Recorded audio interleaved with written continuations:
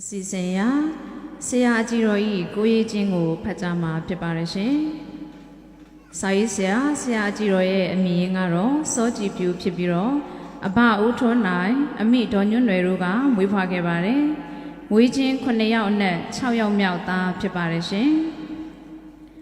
1998ခုနှစ်တွင်ကိုကြီးကလောင်အမည်ဖြင့်စာပေနယ်ထဲဝင်ရောက်ခဲ့ပါတယ်။2003ခုနှစ်မှာတော့အကြည်တော်ကလောင်အမည်ဖြင့်လုံးချင်းဝတ္ထုများကိုစတင်ရေးသားခဲ့ပါတယ်။ကဝေပြိုဤဏိဒံဘလူးကြောက်တင်ပုံးတွေမိုးထားတဲ့အိမ်ရွှေမိုးတဲ့နတ်နေကိုင်းမှစ၍လုံးချင်းဝတ္ထုပေါင်း60ကျော်ရေးသားခဲ့ပါတယ်ရှင်။ရုပ်ရှင်ဝတ္ထုစက်ညောနေဖြင့်ဘလူးကြောက်တင်ပုံးတွေမိုးထားတဲ့အိမ်ဟော့ရှော့1နှစ်3မှစ၍ရုပ်ရှင်စက်ညွှန်းပေါင်း30ကျော်ရေးသားခဲ့ပါတယ်ရှင်။2009ခုနှစ်အတွက်ဇောကကနေသည့်ဝတ္ထုဖြင့်အကယ်ဒမီ2ဆုစွတ်ခူးပေးနိုင်ခဲ့ပါတယ်ရှင်။ယခုလည်းဝတ္ထုများဇာတ်ညွှန်းများရေးသားဆဲဖြစ်ပါတယ်ရှင်။ယခုစာရေးဆရာအကြီးတော်ကလမ်းနှစ်သွဲခေါင်းစဉ်ဖြင့်ဟောပြောမှာဖြစ်ပါတယ်ရှင်။အားလုံးပဲမင်္ဂလာပါ။ဘယ်နှစ်တနေ့တော့ဆယ်တန်းလက်ထောက်မအောင်အများကြီးပဲကိုရန်လက်ထောက်မအောင်တယောက်သား2ယောက်လားအဲ့လောက်ပဲမြင်တယ်ဆယ်တန်းဆိုရင်ကျွန်တော်ထက်2တန်းကြီးပါကျွန်တော်ပညာရေးအကြောင်းပြောရင်မတမဝန်သားစရာကောင်းပါတယ်ကျွန်တော်မူလတန်းနေပြီးတော့4တန်းထိကိုနှစ်ချင်ပေါအောင်ဖူးပါတယ်9တန်းကဆက်ပြီးအောင်မကျမ်းမအောင်2နှစ်ကိုတန်း3နှစ်ကိုတန်းနဲ့ကျွန်တော်ခပ်ဖြည်းဖြည်းအောင်ပါတယ်8တတိယနှစ်မှာကျောင်းပြီးပါ8တန်းကို3ကြိမ်ဖြေပါတယ်မအောင်ပါဘူးကိုယ့်ထက်ပညာတတ်တဲ့လူတွေလေးမြင်ရတော့အမတန်ဖောက်ကိုဝန်သားမိပါတယ်ကျန်တဲ့ဘာသာရပ်မှာဒုတိယမဟုတ်ပြီမဲ့ကျွန်တော်သင်္ချာဘာသာရပ်မှာအမတန်မှတ်ကိုပြောစမှတ်တွင်ခဲ့ဥပါတယ်သင်္ချာဖြေလို့2မှတ်လောက်ရရင်ကျွန်တော်ထီးပေါက်တော့ဝန်သား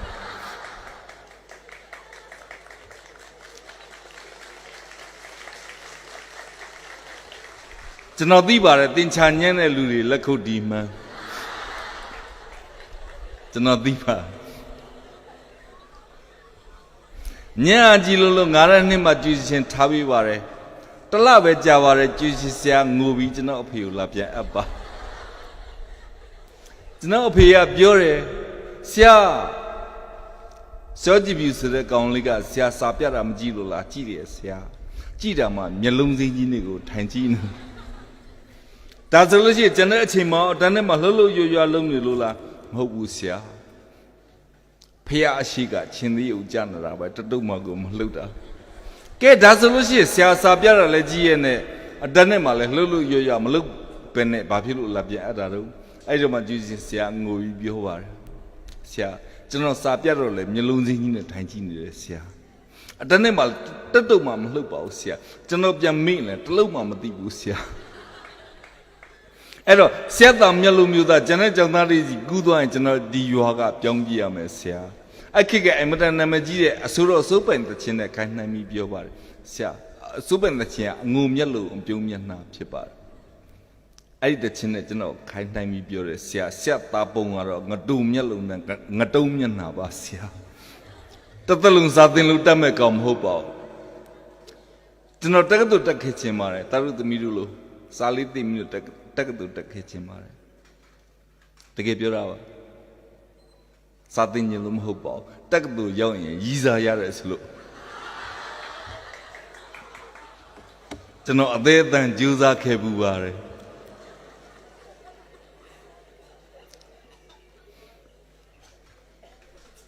ရှစ်တန်တတရားနှစ်မှာဟောပြောရတာဝမ်းသာစရာကောင်းပါရှစ်တန်ကို3ကြိမ်ဖြေတယ်လူက73နှစ်လောက်ပဲရှိသေးတယ်အဲ့အချိန်ကမိမကလိုချင်နေပြီကျွန်တော်ကြိုက်တဲ့ကောင်မလေးကအင်မတန်အဆင်းမြင့်ပါတယ်ဖျားပွဲစည်းမှာလော်စာလိုက်ရောင်းပါကျွန်တော်သူ့ဘလို့ကြိုက်မှမသိဘူးသွားကြိုက်တာကျွန်တော်သူ့နောက်ကိုလိုက်ရတာပေါ့ ကျွန်တော်လော်စာလိုက်ပြီးတော့ရောင်းပေးရတာသူစီရောက်လို့ရှိရင်ကျွန်တော်လော်စာရောင်းပေးရတယ်သူကဘသူ့အသက်ပြန်မျောလဲဆိုတာပွဲမင်းသားတွေကိုပြန်မျောတယ်ကိုသူ့ကြိုက်တာသူကပွဲမင်းသားတစ်ခါပြန်ကြိုက်တာအော်မိမများပလီလိုက်တာ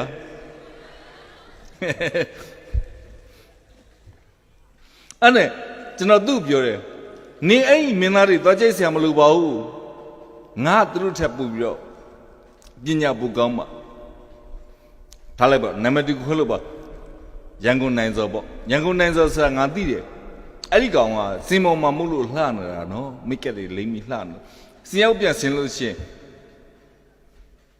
မြင်းလဲမောင်းတဲ့မြင်းလင်းသမားဖိုးချွဲဆိုတာဒီကောင်ပဲကျွန်တော်သိတယ်ကျွန်တော်အမေနဲ့လေဘလူခေါ်မှာအမျိုးလည်းမกินငွေကြီးအနေနဲ့လည်းမกินတော့ကျွန်တော်ပြောတယ်နေကြိတ်ဆရာအကြောင်းမရှိဘူးကောင်းမလေးကကျွန်တော်စိတ်ဆိုးပါတယ်ကျွန်တော်အမြဲတမ်းပြောနေတော့နင်းအဲ့လိုလျှောက်ပြောမနေနဲ့နင်းကိုယ်တိုင်စင်မော်တက်ပြီးတော့အဲ့လိုမျိုးကနိုင်တဲ့အရေးချင်းရှိလားကျွန်တော်ရှစ်တန်တတရားနှစ်မှာပြောတော့ဝမ်းသာစရာကောင်းပါ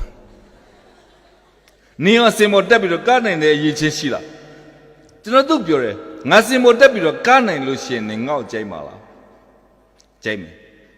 နင်းမင်းသားမဟုတ်လူရှင်တော်မဟုတ်လူချမ်းမဟုတ်နေစင်မော်တက်တာနဲ့နင်းငါကြိုက်မယ်အဲ့တကိတခါကကျွန်တော်မင်းသားဖြစ်ဖို့ကြိုးစားဘူးပါတယ်ဒီရုပ်ဒီရည်နဲ့ကောင်းမလေးကကျွန်တော်ကြိုက်မယ်ဆိုတော့အေးဟုတ်ပြီဇက်ဆရာတွေကိုကျွန်တော်ရှောက်ပြောတယ်ဇက်ဆရာကျွန်တော်ပညာရေးလောကကိုတော့ဆုံးလို့လိုက်ပါပြီမဆုံးလို့လည်းမရပါဘူးရှစ်တန်ကို၃ညဖြေတာပြီးမအောင်ပါဘူးကျွန်တော်ပညာရေးကိုဆုံးလို့လိုက်ပြီးဇက်ကဖို့ပဲကျွန်တော်ကြိုးစားတော့ဇက်ဆရာကျွန်တော်ပြောတယ်ကြောင်ငါတို့ဇက်သပင်လေးဥမော့ယုံရှိသေးတယ်မင်းပညာရေးပဲဆက်လုပ်ပါငါတို့ဇက်သပင်မကူးလိုက်တော်ပြီနောက်တစ်ယောက်ကျွန်တော်ပြောတယ်ဇက်ဆရာကျွန်တော်ကတော့ပညာရေးကိုစိတ်ဝင်စားတော့ကျွန်တော်ဇက်ကဥပဲကြိုးစားကျွန်တော်ကတော့အမှန်တော့ကောမလီတယောက်ကိုကြိုက်လို့တာလုပ်တယ်အဲ့ဇက်ဆရာလည်းကျွန်တော်ကြည့်ပြီးတော့မင်းအမေအကျွေးမှန်သမျှငါအကုန်ပြန်ဆက်မယ်လို့ပြောပြီးပါမင်းဇက်သပင်နဲ့မဝင်တော်ပါပြီအင်မတန်ကာရလွယ်တဲ့ဇက်ကိုကျွန်တော်မကရအဲ့နဲ့ကရင်အမိုးအင်းစားဒီလိုခြေတန်းရှေ့အိမ်တွေကိုကျွန်တော်အေးအောက်မှာမှောက်အိမ်နေတော့တနေ့ကျတော့ဇက်ဆရာတယောက်ကဖြတ်သွားတော့ကျွန်တော်မြင်တာနဲ့သူကအင်မတန်ဝမ်းသာသွားတယ်ဟာကြိုက်ပြီကျွန်တော်ကိုလက်ညှိုးထိုးတယ်ကျွန်တော်မှောက်အိမ်နေ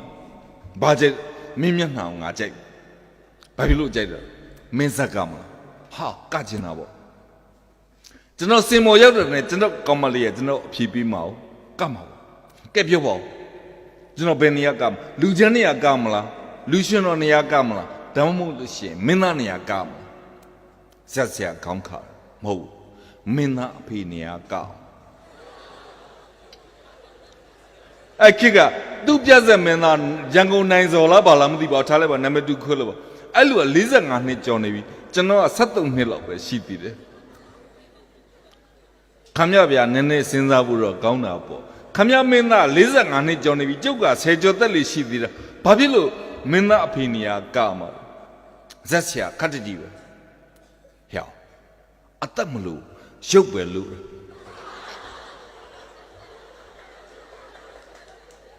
မင်းရုပ်ကငကိုအိုဟာမင်းသားအဖေနေရာကမှာကျွန်တော်စဉ်းစားလိုက်အဲ့ခေတ်ကမြို့တော်မောင်ရင်အောင်တို့ဒုတိယတို့ဆိုတာရုပ်ချော်လို့မင်းသားဖြစ်တာမဟုတ်ပါဘူးအပြောကောင်းလို့မင်းသားဖြစ်တာကျွန်တော်အစဉ်းစားလိုက်ဟုတ်ပြီ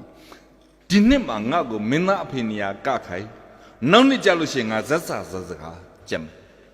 စင်မော်မှာမင်းသားနဲ့တွေ့လို့ရှိရင်အဲ့မင်းသားကိုကျွန်တော်နိုင်အောင်ပြောမယ်အဲ့ဒီကစပြီးတော့ကျွန်တော်ဇက်စကားကိုကျွန်တော်စပြီးတော့ကြက်ပါတယ်ဆိုတော့အခုချိန်นี้ကျွန်တော်မှတ်မိပါသေးတယ်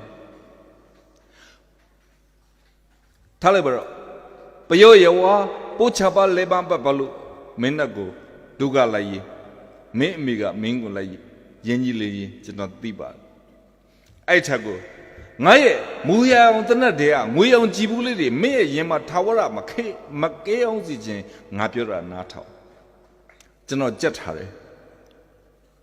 ချိန်ကြောက်ကြတယ်ဟင်းဟောက်တယ်နဲ့ရှင်းကြောက်သွားမယ်လို့မထင်နဲ့စိတ်ရရင်မလို့ရတာမရှိခလုတ်ဆွဲလိုက်စမ်းပါကွာကျွန်တော်ကြက်ထားတယ်ကျွန်တော်အလွတ်ပြောလို့ရဇက်တက်တော့ကျွန်တော်လာမခေါ်ဘူးဩငါဇက်စာဇက်စကားကြက်နေလို့မင်းသားကကြောက်ပြီးတော့လာမခေါ်တာဖြစ်မှာပေါ့ဇက်ထွက်သွားတဲ့ငါ့ကိုတပ်ပုတ်နေလဲရိုက်သွားရဲ့နဲ့ငါ့ကိုလာမခေါ်ဘာဖြစ်လို့လာမခေါ်တာတော့အဲဇက်ကြီးတစ်ပတ်ပြန်လဲပြီးတော့ကျွန်တော်တို့ရက်ကွက်နာရောက်တဲ့အချိန်ကျမှသွားကြည့်တယ်ကလကာကြီးကဒီမှာပိတ်ထားတယ်ကလကာကြီးဖွင့်လိုက်တော့အလဲတက်တက်မှာကျွန်တော်ကိုရိုက်ထားတဲ့တပ်ပုတ်ကြီးတောင်ရှင်နဲ့ခေါင်းမောင်းနဲ့အရှိမပန်းကူတလှီချတာတယ်ကလကာဖွင့်တဲ့မင်းသားဟိုတောက်ကနေပြေးထွက်လာပြီးအောင်မလေးအဖေအသေးစောလို့နှမြုပ်လာကြီးရဲ့ဇက်ထွက်တာနဲ့ကျွန်တော်သေပြီဇက်ကလည်းအဖေမကောင်းလို့သားသမီးဆင်းရဲတဲ့ဇက်ကျွန်တော်မိမလောက်ရတဲ့လူကျွန်တော်မသိပါဘူးသူတခါမှမတွေ့ဘူးပေါ့ဒီတောက်ကနေပြီးတော့သူပြေးထွက်လာတယ်ကျွန်တော်တပ်ဖို့မြင်လာနဲ့ဟဲလူရုပ်မာကြီးရှေရုံးမှာခဲလို့ကျမတို့မိသားစုဆင်းရဲတာထွီးထွန်းအမှန်တော့အဲ့မှာကျွန်တော်တခါမှမရုပ်မှာဘူးပေါ့ဒါပေမဲ့ဇက်ကအဖေလူရုပ်မာကြီးကျွန်တော်တပ်ဖို့ကြီးရအဲ့လူရုပ်မာကြီးရုပ်မာခဲပြီးတော့ယထာလက်မှာခေါင်းအိတ်တော့ယထာကြိတ်သေးတယ်ဆိုလားမသိဘူးဇတ်ထွက်တယ်နဲ့ကျွန်တော်သေပြီဒါပေမဲ့အမေကိုယ်တိုင်ကထွက်လာပြီးတော့ဟင်းရှင်လူရုပ်မှာရှင်ရုပ်မှာခဲလို့ကျမတို့မိသားစုဆင်းရဲတာဆိုတော့ကျွန်တော်လူရုပ်မှာအဖြစ်နာမည်ကြီးပါတယ်73နှစ်တောင်မှကျွန်တော်လူရုပ်မှာအဖြစ်နာမည်ကြီးပါကျွန်တော်အကြောင်းလဲတက်နေရသေးတယ်အကြောင်းတော့လို့ရှင်ကျွန်တော်မြင်လို့ရှင်ကျွန်တော်လူတွေကပြောတယ်ဟဲ့အဲ့ဒါရန်ကုန်နိုင်ဆိုတော့အဖေမဟုတ်လားဟုတ်တယ်ဟဲ့ကျုံမလိုက်တာတော့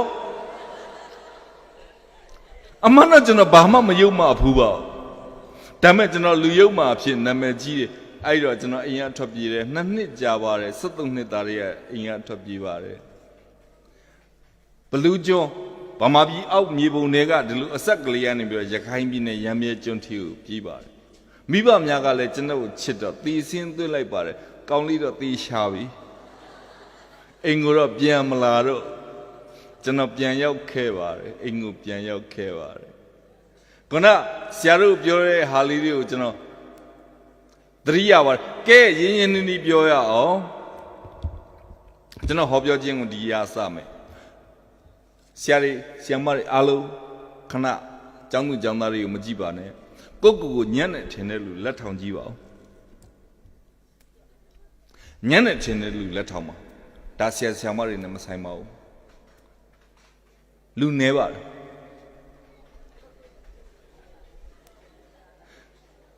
ဒါဘုသူကြောင့်တို့ပြန်ချဒါဘုသူကြောင့်တို့မဟုတ်ကျောင်းဆရာဘုသူတို့ကိုဇေယမင်းဆရာဇေယမင်းလားဟုတ်လားဆရာဝမ်းသာဆရာကောင်းတယ်တကြောင်လုံးညံ့တယ်ကဲစကားလေးကိုပြောကြမယ်ကဘာမှလူတယောက်ရှိတယ်တဲ့ဒေါ်နန်စီတဲ့နန်စီလို့ခေါ်ပါတယ်နာမည်ဘယ်လိုခေါ်တော့နန်စီသူ့ရဲ့သားကတက်စီခြင်းနဲ့စိတ်နဲ့သူကြောင်းသွားထားတယ်ကြောင်းကနေပြီးတော့ဒေါ်နန်စီကိုစာရွက်ကလေးတစ်ရွက်နဲ့ပြန်ပြီးတော့ပို့ပေးလိုက်တယ်အိမ်ပြန်လာတယ်ဒေါ်နန်စီအဲ့ဒီစာရွက်ကလေးကိုဖတ်ပြီးတော့အင်မတန်မှတ်ကိုညှိုးငယ်သွားတယ်စာထဲမှာဘာရေးတာမှမသိသူ့သားကအမေဒီစာထဲမှာဘာရေးထားတာလို့ဒေါ်နန်စီကပြုံးပြီးတော့ပြန်ပြောတယ်ငါသားရဲ့မင်းအင်မတန်တော်နေပါပြီမင်းစာသင်ညောင်းသွားစရာမလိုတော့ပါဘူးမင်းငါနဲ့တူတူအိမ်မှာပဲစာသင်ရမယ်လို့ဆရာမကရေးထားတယ်အဲ့ဒီအချိန်ကစပြီးတော့အဲ့ခလီကိုဒေါ်နန်စီကစာသင်ပါတယ်ဘလောက်သင်တာတော့နှစ်ပေါင်းများများစွာသင်ပါတယ်သင်ပြီးတဲ့အခါမှာကျွန်တော်တို့18ရာစုအမှောင်ခစ်ဖြစ်ပါတယ်ဒီလိုလက်စစ်မီတွေမမြင်ဘူးပါဘူးနောက်တစ်ချိန်မှာအဲ့လက်စစ်မီကို တီချွန်းတဲ့လူတယောက်ဖြစ်လာပါစာသင်ကျောင်းမှာမသင်ဘူးပါအိမ်မှာပဲစာသင်ဘူးလေအင်မတန်ညံနဲ့အာကြီးလို့ငါကြောင့်မှမသင်ပါနဲ့မင်းဖာသာမင်းအိမ်မှာပြန်သင်လို့ပြောတဲ့သူတယောက်ကလက်စမီကိုတီထွန်းဘူးပါတယ်18ရာစုမှာကျွန်တော်တို့ဒီမြင်နေရတဲ့လက်စမီကိုတီထွန်းတယ်သူနာမည်ဘယ်သူတော့အဒီစင်ဘောအဒီစင်ကစာသင်ကျောင်းကိုမတက်ဘူးပါဘူးဘာကြောင့်လို့ကျောင်းကပြန်ပြီးတော့လှုပ်လိုက်တယ်18ရာစုဆိုအမှောင်ခစ်ဖြစ်ပါတယ်အမှောင်ခစ်ကြီးမှောင်နေတဲ့ခစ်ကြီးဒီလိုလက်စမီမမြင်ဘူးအဒီစင်ကအမြိုက်သူလောက်သွားတယ်အခုကျွန်တော်တို့ကြားနေတဲ့တယ်လီဖုန်းအတန်မူရင်းအတန်ရအောင်လူတယောက်ရဲ့အတန်ကိုရအောင်အဒီစင်တီထွင်သွားတာပဲဒါကတော့ထားလိုက်ပါအဒီစင်တီထွင်သွားတဲ့ဟာအခုပုံနှိပ်တာတဲ့ဟာမှန်သမျှပုံနှိပ်ဆက်မှန်သမျှအဒီစင်တီထွင်သွားတာပဲဒါပေမဲ့သူနာမည်ကြီးတာကတော့လက်စမီတီထွင်တာလက်စမီအကြောင်းပဲပြောကြပါ18ရာစုမှာအမှောင်ခစ်တယ်အဲ့ချိန်မှာအဒီစင်တကဘာလုံးအလင်းခစ်ဖြစ်အောင်သူကြွကြော်တယ်လက်စမီကိုသူတီထွင်တယ်တကဘာလုံးကကြီးညာတယ်မင်းတို့ကဘာကြီးကအလင်းခစ်ဖြစ်သွားပြီညဆိုတာမရှိတော့လင်းနေရတကဘာလုံးကသူ့လာကြည့်ဒီလက်စမီတလို့အခုလို့လက်စမီတိလေးမဟုတ်သူခက်ကသူလုတ်တဲ့လက်စမီတော်တော်ကြီးပါအကြီးပဲစာနယ်ဇင်းတွေတကဘာလုံးကစိတ်ဝင်စားပြီးတော့သတင်းသမားတွေအကုန်လာတဲ့အချိန်မှာအဲ့ဒီစင်ကခလေးတယောက်ကိုမိလုံးကန်ခိုင်းတယ်အဲ့ခလေးကမနိုင်မနှင်းနဲ့ကန်တာပေါ့တာတုသမီးတို့ရွယ်ပေါ့ဒီလိုညနေချက်မှာတက်ပြီးတော့ခြေရမှာအဲ့ခလေးကတက်ပြီးတော့ခြေတယ်ဖြစ်ချင်တော့ခလေးရလဲကတုံကရင်နဲ့မို့လို့ခွာစုမိလုံးကကြက်ွယ်သွားတယ်တကဘာလုံး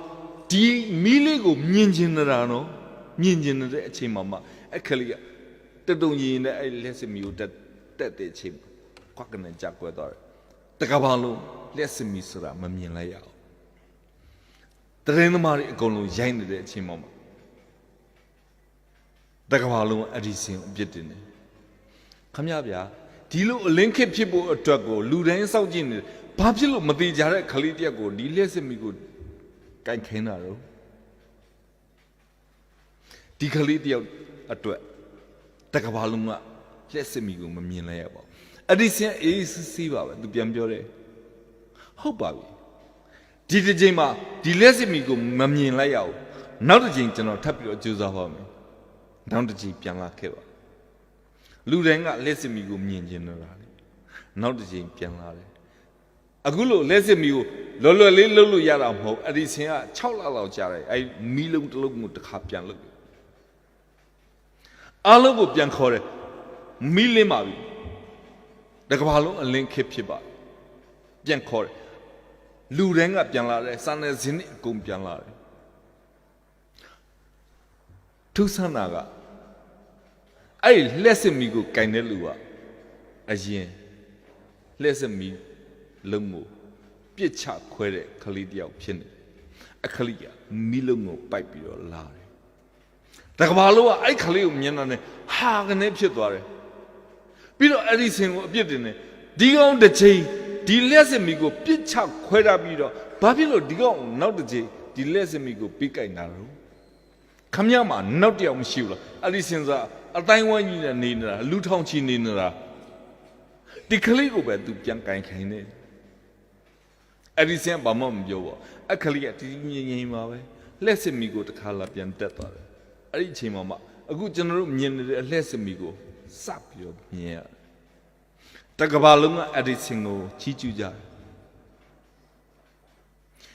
တော်လိုက်တဲ့လူကျောင်းစာသင်လို့မတက်ပြီမဲ့သူ့ဘာသာသူအတက်ပညာနဲ့သူ့ဘာသာသူလုပ်တဲ့ဟာကိုတကဘာလုံးကချီးကျူးကြတယ်ကျွန်တော်တို့အလင်းခစ်ဖြစ်ပါပြီ18ရာစုကနေ19ရာစုမှာကျွန်တော်အလင်းခစ်ဖြစ်သွားပါပြီဘသူကောင်းမှုလဲအဲ့ဒီစင်ရဲ့ကောင်းမှုနဲ့အဲ့ဒီမှာမေးတဲ့သတင်းသမားတယောက်က ရှာကြံမေးတယ်လူတိုင်းအဒီဆင်ကိုချီးကျူးနေတဲ့အချိန်မှာအဲ့သတင်းသမားမေးတယ်ခမည်းဗျာ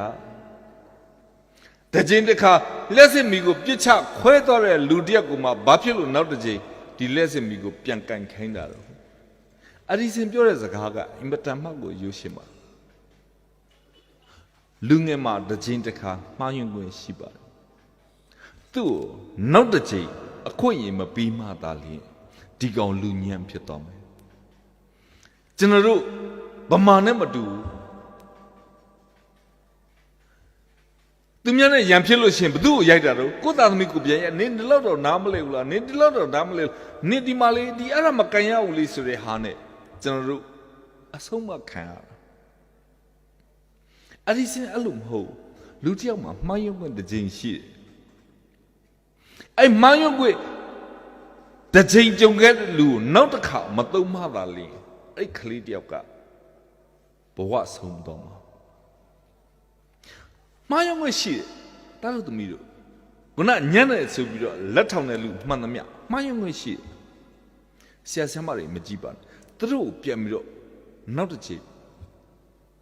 အခွင့်အရေးပေးရမှာဖြစ်ပါတယ်အဲ့ဒီအခွင့်အရေးမပေးရင်နင်းတလောင်းညံ့တာနင်းတလောင်းညံ့တာနင်းတလောင်းညံ့တာဆိုတဲ့စကားနဲ့တွားပြီးတော့ဖိနေလို့မရပါဘူးအဲ့ဒါဆိုရင်အဲ့ခလီကတကယ်ညံ့သွားမှာပါအဲ့ဒီစင်လောက်သွားတာအမတန်ကောင်းပါတယ်မင်းညံ့တယ်ဟုတ်တယ်ဒီလက်စစ်မျိုးဒီလိုကြပြစ်ချခွဲတာမင်းကနောက်တစ်ချိန်အခွင့်အရေးပေးတယ်အခွင့်အရေးပေးရမှာဖြစ်ပါတယ်အဲ့ချိန်မှာအဲ့ဒီစင်ကအဲ့ကလေးအခွင့်အရေးနောက်တစ်ချိန်ပေးပါကျွန်တော်စကားကိုနားထောင်နေတဲ့ဆရာဆရာမများကျွန်တော်စကားကိုနားထောင်နေတဲ့ကလေးတွေအားလုံးတကယ်ညံ့တယ်ရတဲ့ကိစ္စမရှိဘူးအခွင့်အရေးပေးပါနောက်တစ်ချိန်မညံ့ပါစေနဲ့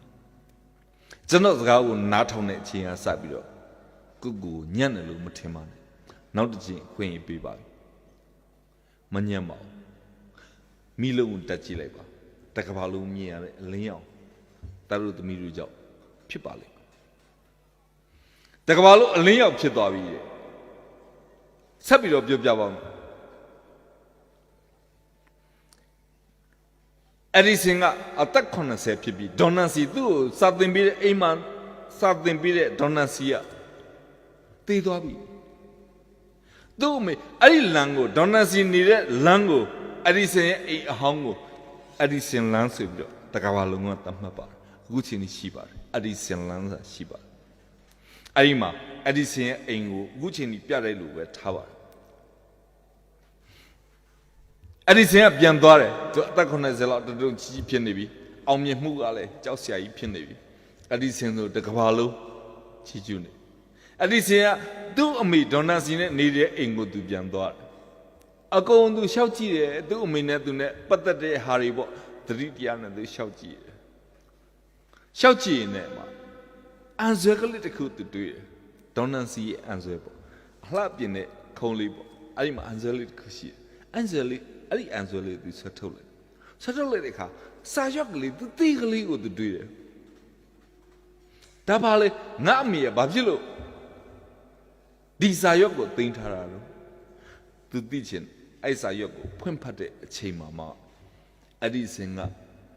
တရက်ကွက်လုံးကြောက်အောင်အပန်းအကျဉ်းအောင်ငိုပါတယ်သူအောင်ငိုတဲ့အတန်ကိုဒီတယောက်ကလို့အားလုံးကြားတယ်တပည့်တွေအကုန်ပြည့်တက်လာတယ်အဲ့ဒီစင်ဘာဖြစ်တာတော့အန်ဒီစင်ဘာဖြစ်တာငါတို့ဆရာကြီးကဘာဖြစ်တာတော့ပြည့်တက်လာကြအားလုံးပြည့်တက်အဲ့ဒီအချိန်ကြာမှာအဲ့ဒီစင်အဲ့ဒီစာရွက်ကလေးကိုကြည့်ပါအောင်ဆုပ်ပြီးတော့အတန်ပြဲကြီးနဲ့ငိုပါတယ်ဖွင့်ကြည့်လိုက်တဲ့အခါမှာ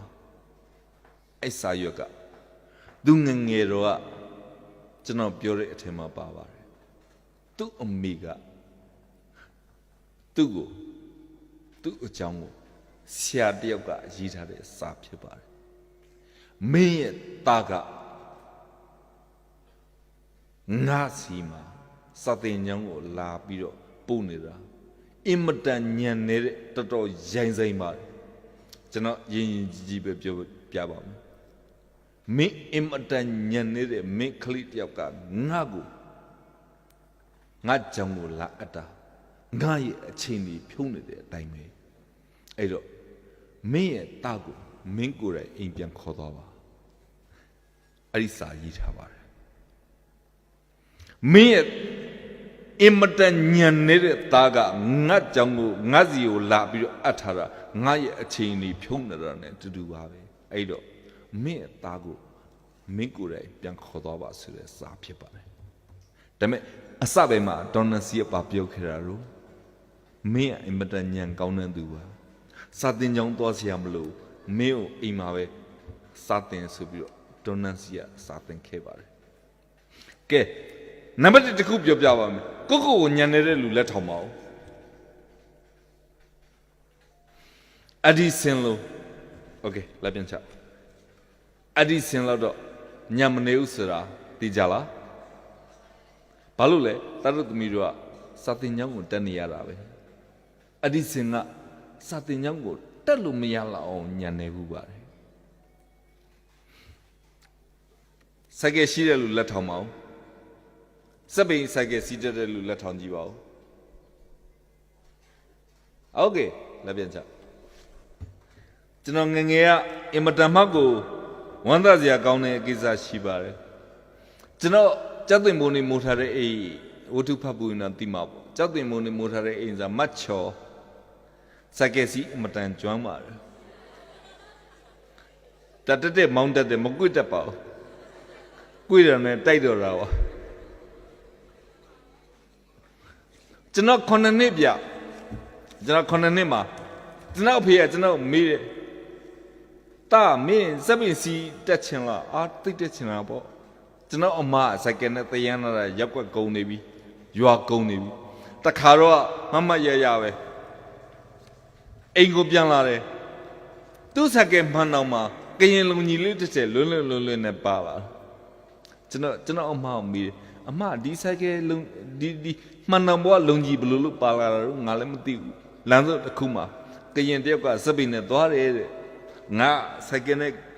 ပတ်ပြီးတော့ကိုွေးလိုက်တာအဲ့ဒီစပိန်မောလူရဲ့ကရင်လုံကြီးငါစကဲမှန်တော့မပါလာတာပဲစပိန်နဲ့သွားနေတဲ့လူတယောက်ရဲ့လုံကြီးကိုစကဲမှန်တောင်နဲ့ပတ်ပြီးတော့ပါလာဖို့အတွက်တော်ရုံစကင်းနဲ့တော့မဖြစ်ပါဘူးကျွန်တော်မေးတယ်အမအဲ့ဒီစပိန်မောက်တော့မမောက်ပါဘူးအေးစီးပါပဲအဲ့ဒီတော့သူဘလို့နေတာတော့ငါလှည့်ကြည့်တော့ဓာတ်တိုင်ပြေးဖန်နေတာမြင်တော့ဓာတ်တိုင်ပြေးဖန်မနေရင်လည်းဘောကပြက်သွားမှာဟုတ်ကျွန်တော်အမအဲ့လောက်တောင်းကြတော့ကျွန်တော်အဖေကကျွန်တော်မေးတယ်မင်းစပိန်စီးတင်ချင်လားတင်ချင်တာတာစပိန်စီးတင်လို့ရှိရင်စပိန်မော်ပြုတ်ကြမှာနော်ပြုတ်ကြလို့ရှိရင်မင်းနာမှာနော်မင်းအနာခံနိုင်လားအဖေကကျွန်တော်အဖေသားဘာဖြစ်လို့အနာမခံနိုင်ရမှာနာခံနိုင်သိကြလားသိကြတယ်ညကြိုင်ငါစီးထဲမှာနော်အဲ့တော့ကြိုင်ငါဘာစီးငါတော့သိတာမဟုတ်မင်းထဲလို့ရှိရင်မငိုရအောင်မငိုပါဘူးဖေမနဲ့မိုးလင်းနဲ့မသိကြလားသိကြတယ်ကျွန်တော်စပိန်စီးတယ်နောက်နေ့မနဲ့မိုးလင်းနဲ့ကျွန်တော်အဖေစပိန်တစီတွန်းထုတ်လောက်ပါတယ်အဲ့ခေတ်ကမောင်ပမာလို့ခေါ်ပါတယ်အဲ့ဒီဘာဒန်ကကျွန်တော်2ရွက်လောက်ရှိပါတယ်9နှစ်သားအရွယ်2ရွက်လောက်ရှိပါတယ်စပိန်ကလတ်နဲ့သူတွန်းထုတ်လာဒါမင်းငါသင်ပေးမယ်ဆင်းခဲ့အဖေဒါနဲ့လားဟုတ်တယ်ဒါပဲကျွန်တော်လည်းမတက်နိုင်ဘူးဒါစပိန်မော်တက်ကျွန်တော်တက်ပါတယ်တက်တော့သူ့ဘာသာသူစပိန်ကြီးကကြိုးကကြောင်နဲ့ကျွန်တော်တခါမှမနှင်းဘူးတော့ဘလို့လို့အောင်မှမသိကျွန်တော်အဖေကကယ်ရီယာဂုံလေးကိုကင်ပြီးတော့လိုက်ပြီးတယ်ဗျသူပြောတယ်ငါသားချင်းနှင်းကိုတပတ်ချင်းမှတ်အောင်နေမှသားရဲ့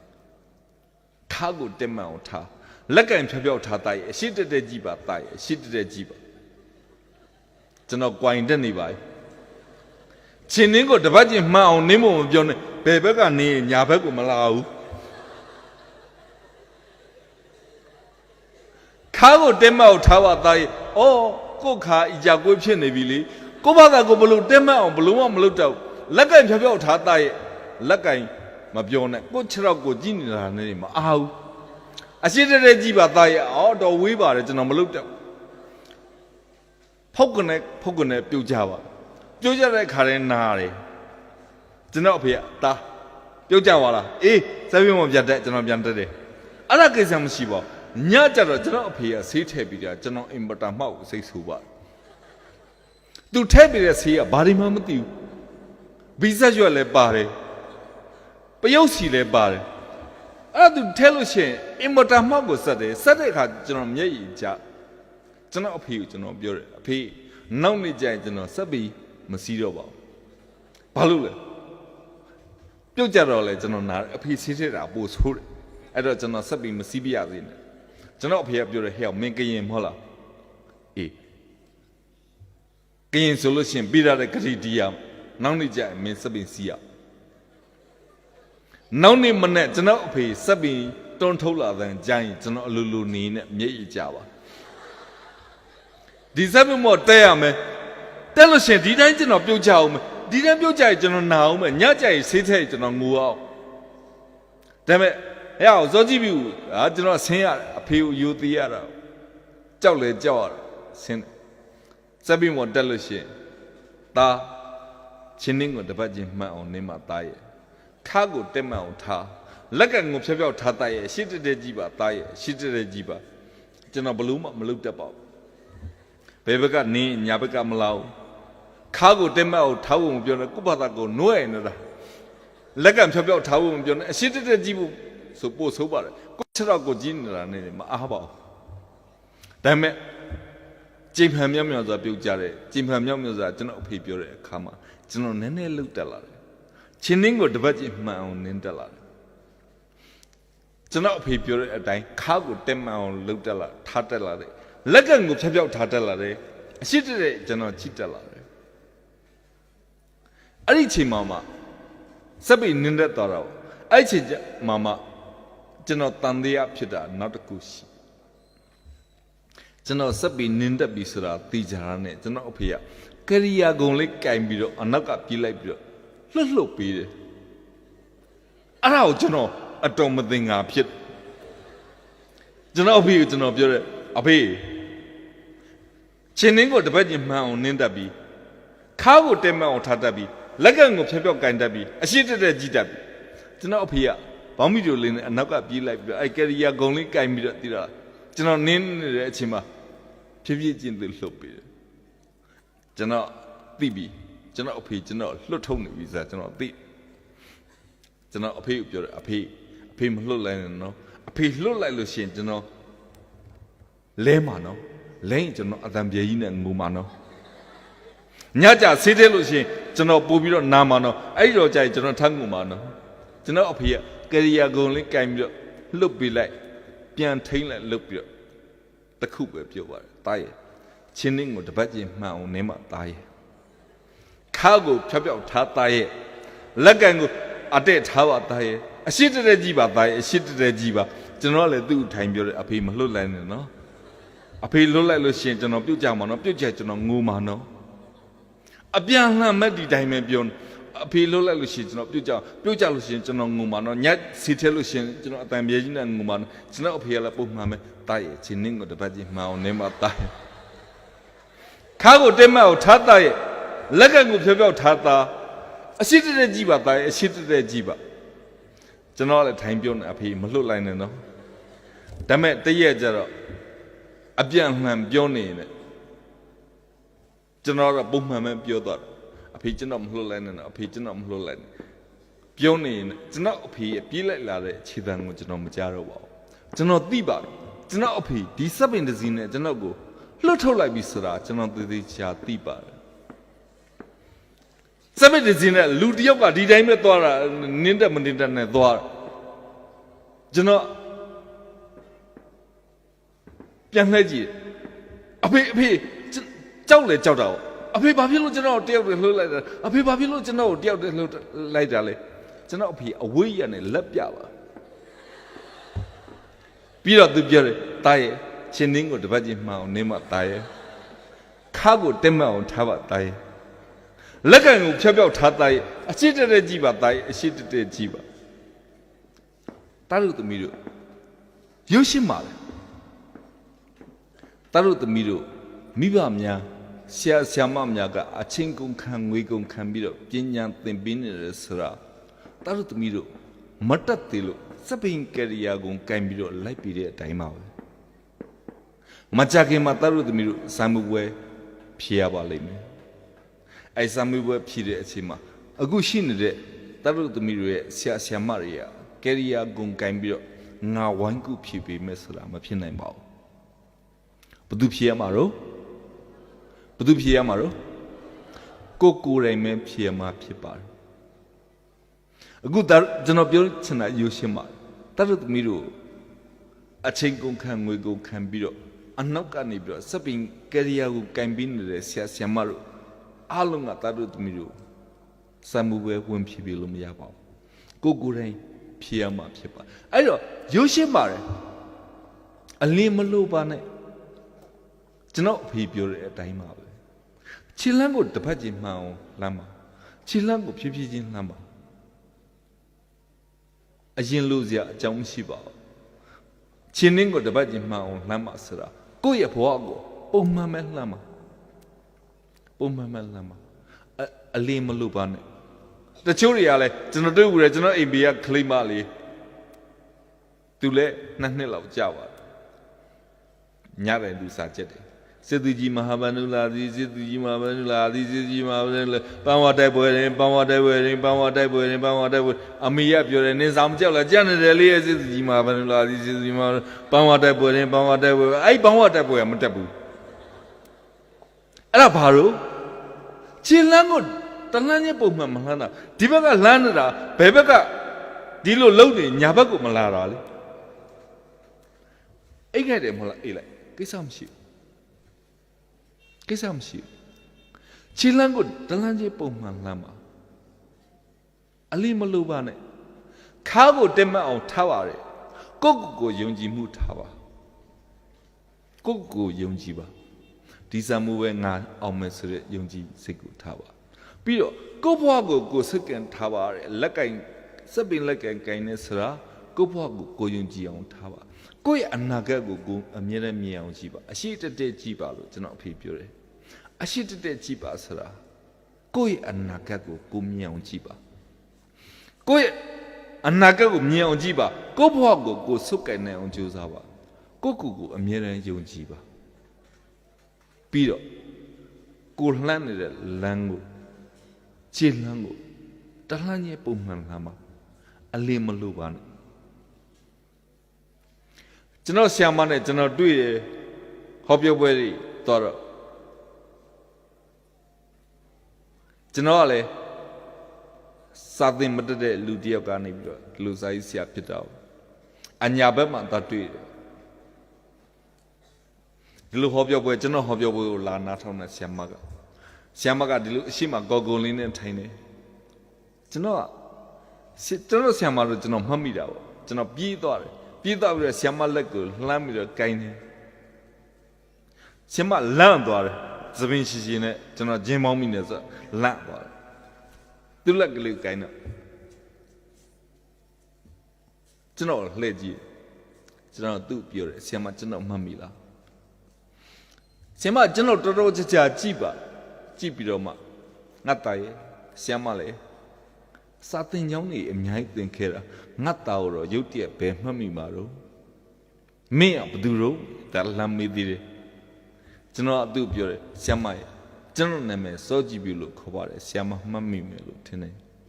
အဲ့လိုမှဆရာမပြုံးအော်စောကြည့်ပြီရဲ့မင်းတော့ငါမှတ်မိတာပေါ့မင်းကအတန်းမှာ2 နှစ်တောင်နေသွားတာ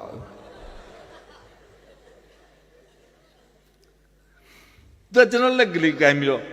ပြန်ပြောသေးတယ်ဗျဟဲ့စောကြည့်ပြီငငယ်တော့စာသင်မတက်တဲ့ခလေးတယောက်ကအခုစာသင်ညောင်းနေစာသင်လို့မတက်တဲ့ခလေးတယောက်ကအခုစားပြီးဟောပြောပွဲတွေလာနာထောင်တက်နေပြီပေါ့အမနဲ့သူကျွန်တော်ဟောပြောပွဲလာနာထောင်တာကျွန်တော်ပြောရမယ်ဟောပြောပွဲသူလာနာထောင်တာအကြည့်တော်ဆိုပြီးသူလာနာထောင်တာကျွန်တော်ဘာပြောမှမသိအော်ငငယ်ကစာသင်လို့မတက်တဲ့ခလေးတယောက်ကအခုကြတော့စာပြီးဟောပြောပွဲတွေလာနာထောင်တက်နေပြီပေါ့အဲ့ချိန်မှာပဲခုနဆရာမလေးလို့အစီအစဉ်ကြီးညာပေးယခုဆက်လက်ပြီးဟောပြောပေးမယ်သူကတော့အစာကြီးဆရာအကြီးတော်ဖြစ်ပါတယ် ဆီယမကစင်မောခေါင်းထောင်ကြည့်တယ်ကျွန်တော်လက်ကလေးကိုခါချပြီးတော့ပြောတယ်တိုင်းမင်းနဲ့ငါတို့ငငယ်ရအကြောင်းနောက်မှပြောချင်တာပေါ့အခုဆရာပြောတဲ့စကားကလေးကိုဆီယမကြားချင်လိုက်တာအမှန်တော့ကျွန်တော်ပဲတက်ပြောဒါပေမဲ့ငယ်စဉ်တွေကအင်းမတဲ့စောက်တော့မကြတဲ့လူတယောက်ရဲ့လက်ကိုသူခါချပါတယ်ဖြည်းဖြည်းချင်းခါချတယ်ကျွန်တော်ဘာမှမပြောပါကျွန်တော်စင်မောတက်လာတယ်သူကျွန်တော်ကြောင်ပြီးကြည့်နေတယ်သူထင်တာမိုက်ပြီးပဲလာပြင်းတဲ့လူလို့သူထင်တယ်စက်သမားလားအဲ့လိုသူထင်တယ်ကျွန်တော်စင်မောတက်ပြီးတော့စကားပြောတယ်ဟာတာစာကြီးဆရာဖြစ်တဲ့အတွက်ဟာတာပြောပြတယ်လူအားလုံးရည်တဲ့အချိန်မှာသူကျွန်တော်ကြောင်ပြီးကြည့်နေတယ်အောက်ကနေပြီးဒီကောင်ဘာလုပ်နေတာတော့အဲ့ထက်ပိုကောင်းတဲ့ဟာတာတွေပြောတော့အားလုံးရည်တဲ့အချိန်မှာကျွန်တော်ဆရာမရဲ့မျက်ရည်ကျတာကိုကျွန်တော်မြင်လိုက်ရတယ်ဆရာမကျွန်တော်ကြည့်ပြီးတော့မျက်ရည်ကျ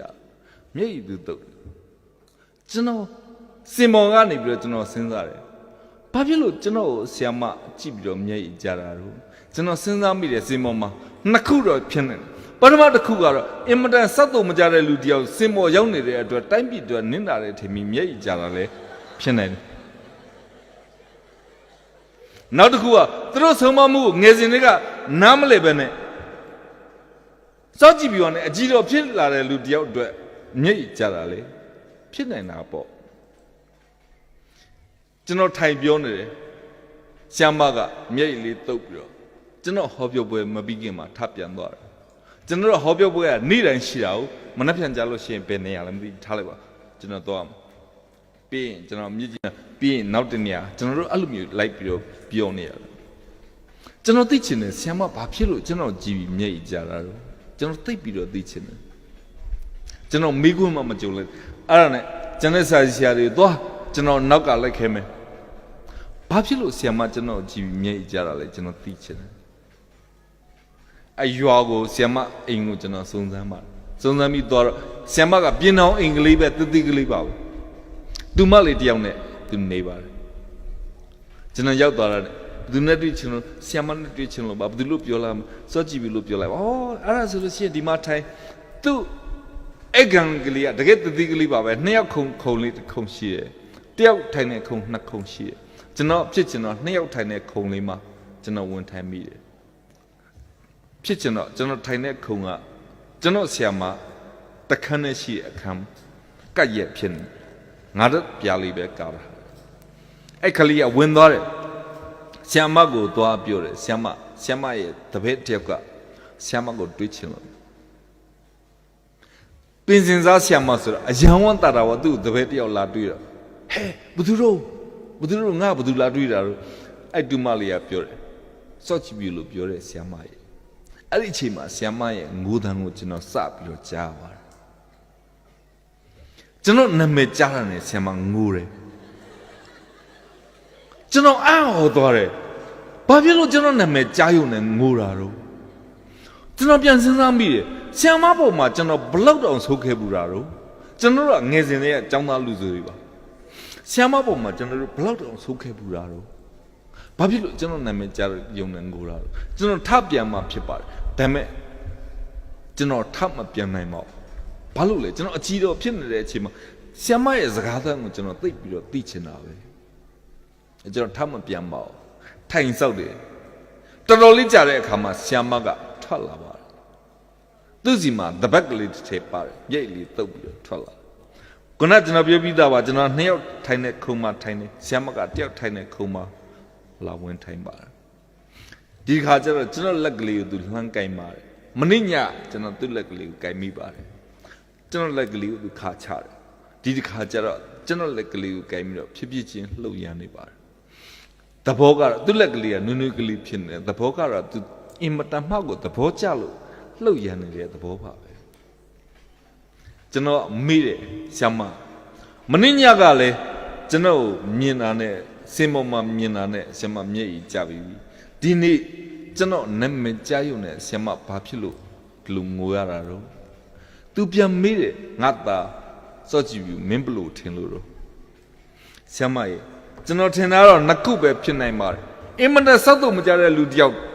စင်မော်ရောက်နေတဲ့အတွက်တိုင်းပြည်တဲ့နင်းလာတဲ့ထင်ပြီးတော့မျက်ရည်ကျလာလဲဖြစ်နိုင်တယ်ဒါမှမဟုတ်ရင်ဆရာမရဲ့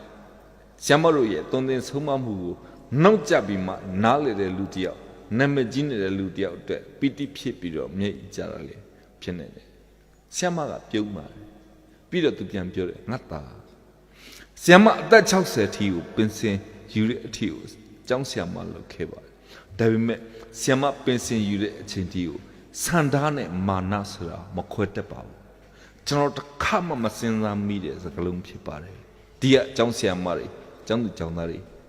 General Siama Pure as a cow, teacher Natajiba. Sandane Manare, General Kama Masinza Miu.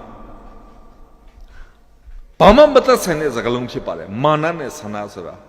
Pamamata Sen is a gloom pipa. Pavilo Pure Siamai. Die.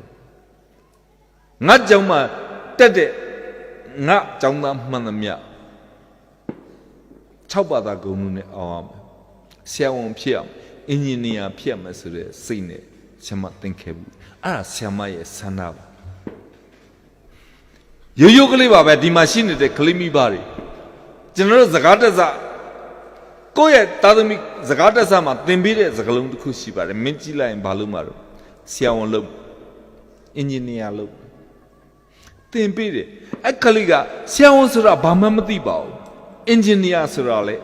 Bamamatiba. Tamime, Mibaga, Council in a Sanane, I cleave I died the Miba. The machine,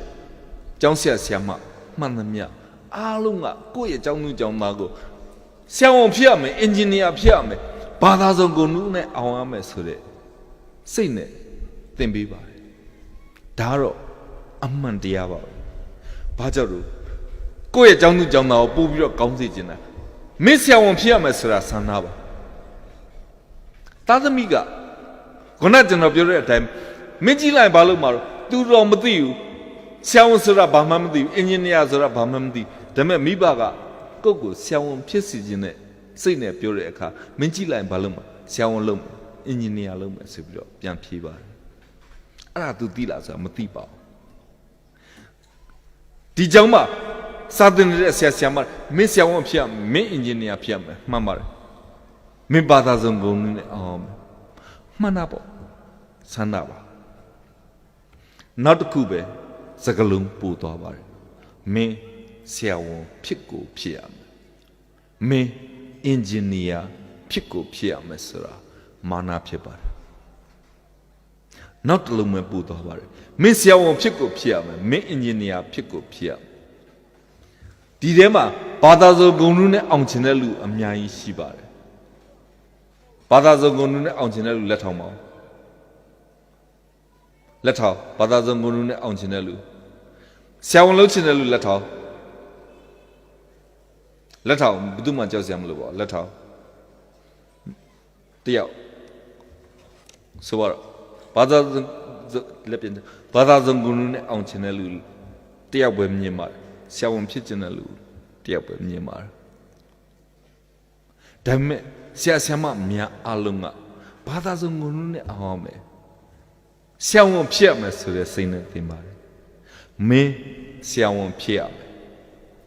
Me Siawon Pico Piamasra, Mana Pibar. Me Badazon Gunune Ahame. Me Badazon Gunune Angu Ahmesra, Mana Pibar.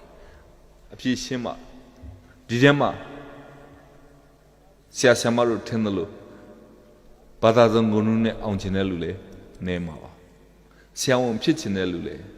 Nemawa. I know Kalidia Papiraro. You usually some of your time, General Bada Gonumuluba, General Siawon Pichimo, Bolongan Chinelu, Gay, Bolongan Letamo. Amyaiwe Bumyare, Siawon Lochinelu Bumyare. Get Lebianta. Kalidia Barnet Yandu Bianaro. A baby, Siawon General General Bolon Cameli. General Double Sialu Meli. Double Sial, General Sai Meli, a Giro Pichinelli, a Chicuru Pichinali, a General Sai Meli. Babian Pidaro. Tata Migaro Dijare. Mibari look at it, Siamari look at it, and not Lima. David May. Min pick up here, Mr. Kisane. Kalidia, my pitching number. General Siawon Pitching. ဒီတော့ဘာဖြစ်တာတော့မာနခြင်းပြန်ပို့တတ်ပါတယ်မိဘနဲ့သားသမီးဆရာဆရာမနဲ့တာကျောင်းသူကျောင်းသားဆန္ဒခြင်းကန့်ညီရမှာဖြစ်ပါတယ်မိဘကသားသမီးကိုမင်းဖြစ်ကိုဖြစ်ရမယ်ဆိုတဲ့စိတ်နဲ့ပြန်သိရင်ကျောင်းခလေးတွေရတယ်ဒီတိုင်းပဲကျွန်တော်မှမဖြစ်ချင်တာကျွန်တော်မလုပ်နိုင်ဘူးဒီတော့ဘာဖြစ်တာလဲကျွန်တော်နိုင်ငံမှာမာနခြင်းပို့တိုက်ပြီးတော့အလွင့်စင်ရမ်းများပါတယ်မာနခြင်းပို့တိုက်ပြီးတော့အလွင့်စင်ရမ်းများကျွန်တော်ဆရာမကကျွန်တော်ကိုပြောတာရိုးရှင်းမှတာရဲ့ဆရာမအသက်60တိပင်စင်ယူခဲ့ပြီးပါပြီဒါပေမဲ့ဆန္ဒနဲ့မာနဆိုတာဆရာမတစ်ခါမှမကွဲခဲ့ဘူးပါဘူးငါသားရဲ့မင်းစာရေးခြင်းနဲ့ဆိုတာဆရာမစိတ်ဝင်စားပါဒါပေမဲ့ဆရာစာတင်တဲ့ကလေးမှန်သမျှဘာသာစုံကိုနူးနဲ့အောင်ရမယ်ဆိုတာပဲဆရာမစိတ်ဝင်စားခဲ့တယ်အဲ့တော့ဆရာမအဲ့တိုင်းပဲသင်ခဲ့တယ်လောကမှာမဖြစ်နိုင်ဘူးဆိုတဲ့စကားလုံးကိုအမြဲတမ်းသုံးပါတယ်လောကမှာဘယ်သူမှမဖြစ်နိုင်ဘူးဆိုတဲ့စကားလုံးကိုအမြဲသုံးပါဒါပေမဲ့ဆရာဆရာမတို့မိဘများငါးကိုတော့တစ်ပင်မတက်ခံပါနဲ့ရိုးရိုးကလေးပါပဲမဖြစ်နိုင်တာရှိပါတယ်ငါးတကောင်တစ်ပင်မတက်ခံပါဒီမှာရှိနေတဲ့ကျွန်တော်ရဲ့ရွှေငါးလေးတွေကိုတစ်ပင်မတက်ခံပါသူတို့လှုပ်ချင်တဲ့အတိုင်းစာကိုကောင်းမွန်စွာသင်ပေးပါဒီမှာနားထောင်နေတဲ့ကလေးတွေခုနကျွန်တော်ပြောတဲ့အတိုင်းပဲစာကိုကောင်းမွန်စွာသင်ပါပညာတတ်ဖို့တော့လိုပါတယ်တလေးတစားပြောပါမယ်ပညာမတတ်ရင်လူရမုံနဲ့ခက်တကယ်ဖြစ်လာပါလိမ့်မယ်သားတို့သမီးတို့ပညာမတတ်ရင်လူရမုံနဲ့ခက်တကယ်ဖြစ်လာပါလိမ့်မယ်ရန်ကုန်တို့လိုမန္တလေးတို့လိုမြို့ကြီးတွေမှာပညာမတတ်ရင်ဘာလူရမုံတော့ပါဘွဲရတဲ့လူတယောက်နဲ့ဘွဲမရတဲ့လူတယောက်အလို့လျှောက်ရင်တော့အရန်ကွာပါနောက်တစ်ခုကျွန်တော်ထပ်ပြီးတော့ပြောပြပါမယ်ကျွန်တော်တို့နိုင်ငံရေးရပေါ့ထားလိုက်ပါတမျိုးပေါ့ပညာရေးကိုဘယ်သူမှဦးစားမပေးခဲ့ပါဘူးအခုခေတ်မှာပညာရေးကိုပြန်ပြီးတော့ဦးစားပေးရမှန်းသိပါဆိုတော့1885ခုနှစ်လောက်ကကျွန်တော်မြန်မာနိုင်ငံကိုအင်္ဂလိပ်တွေလာသိမ်းသွားတာရိုးရှင်းပါတယ်လက်နဲ့လာသိမ်းသွားပါတယ်နိုင်ငံတနိုင်ငံကိုလူချင်းရင်ခေတ်ကတော့လက်နဲ့တိုက်ပြီးတော့သိမ်းရမှာပေါ့အခုခေတ်မှာနိုင်ငံတနိုင်ငံသိမ်းမှုအတွက်ဘာလက်နဲ့မှမလိုပါဘူးပညာပဲလို့တော့ဖြစ်ပါတယ်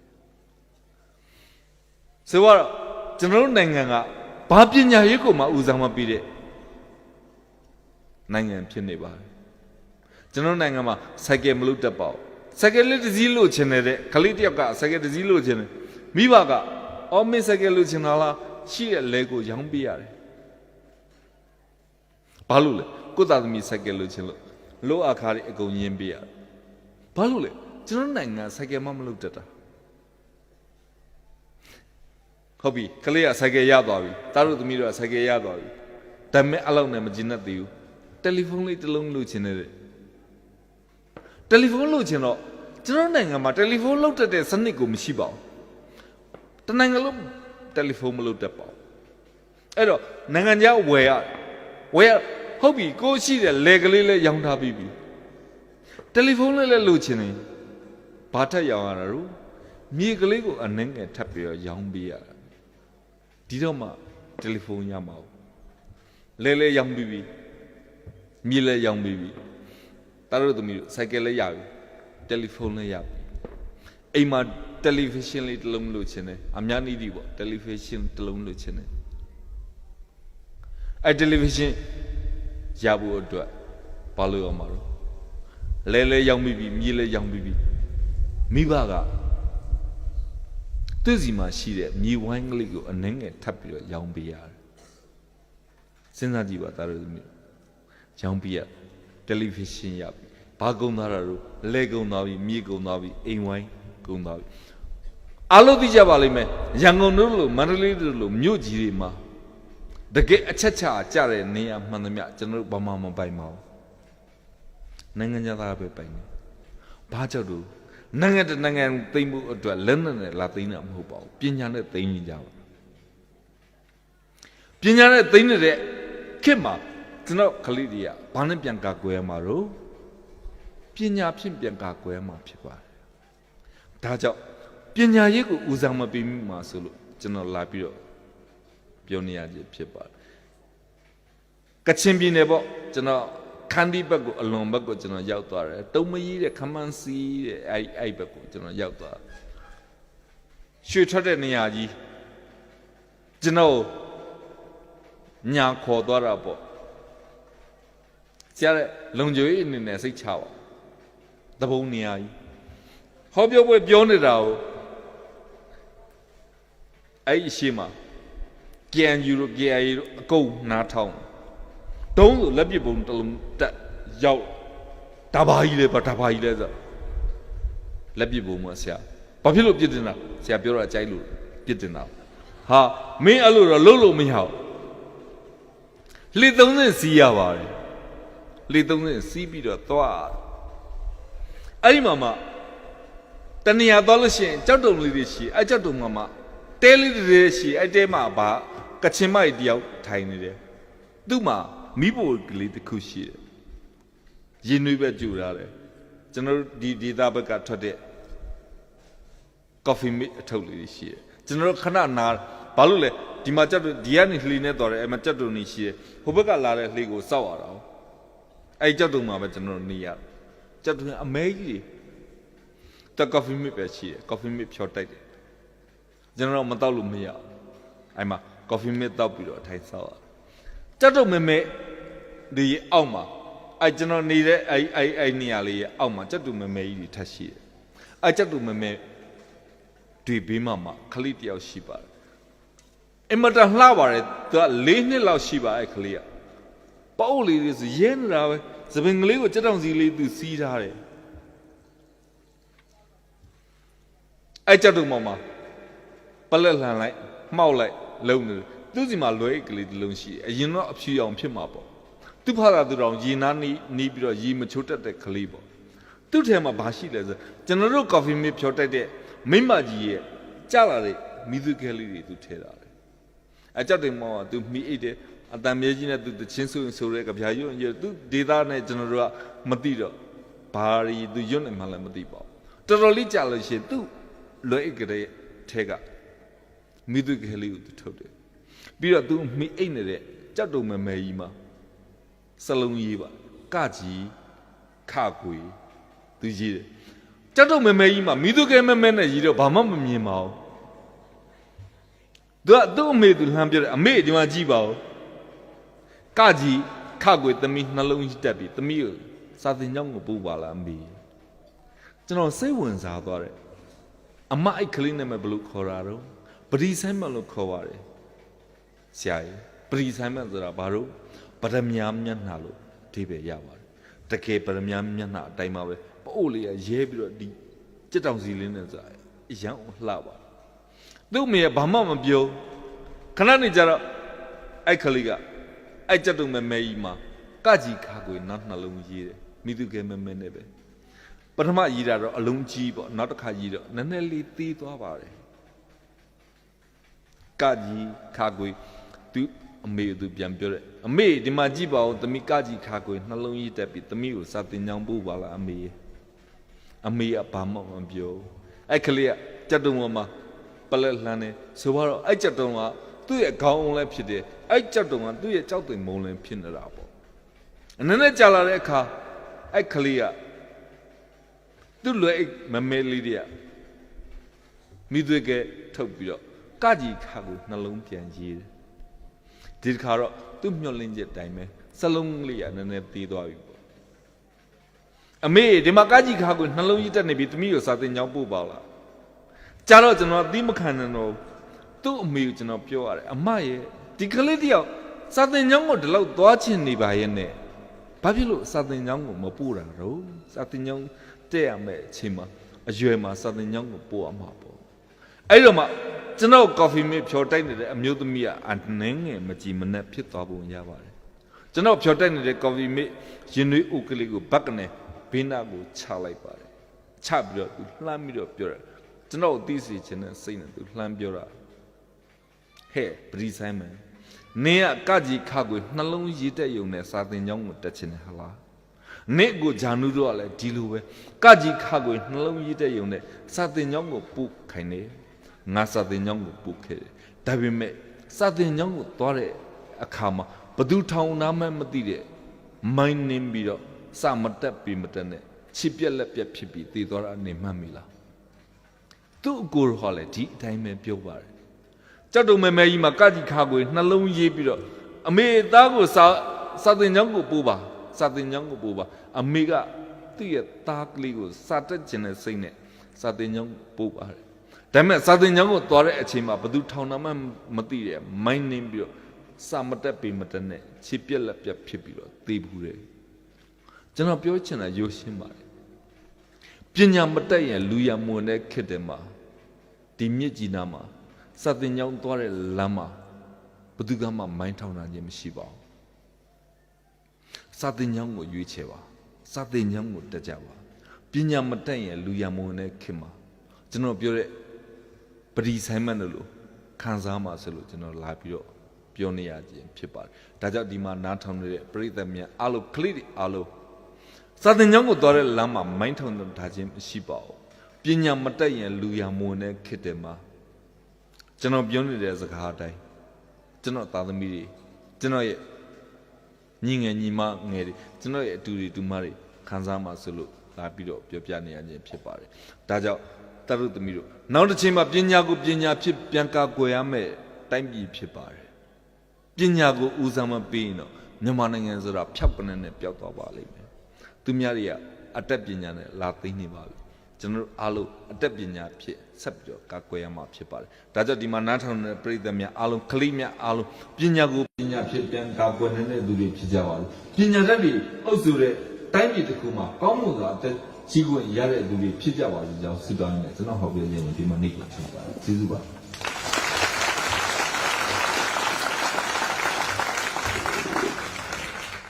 လေးစားအပ်ပါတော့ပြန်ကြားရေးနဲ့ပြည်သူ့ဆက်ဆံရေးဦးစီးဌာနဒေါ်ကြည်နှောင်းနဲ့တကွခရိုင်ပညာရေးမှူးရုံးမှ